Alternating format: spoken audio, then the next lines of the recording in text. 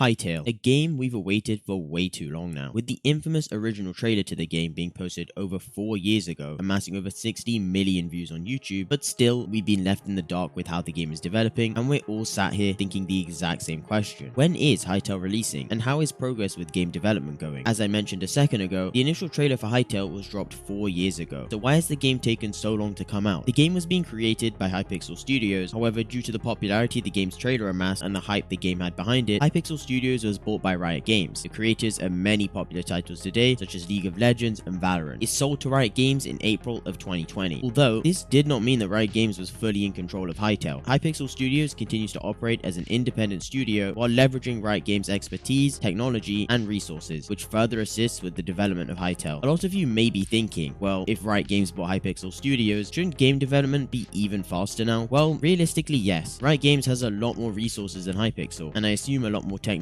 and so on. So what went wrong? Well, for those of you who don't know, Hytale has its own website. The website used to be updated with blog posts fairly frequently. However, in July of 2022, a post was made titled Summer 2022 Development Update, and ever since, we've been left in the dark in regards to how the game is progressing. However, within this post, something very important was mentioned. Originally, Hytale was being developed in C# with the server technology in Java. Within their Summer 2022 development update, they announced that they'd be rewriting the entire game engine, both client and server, in C++.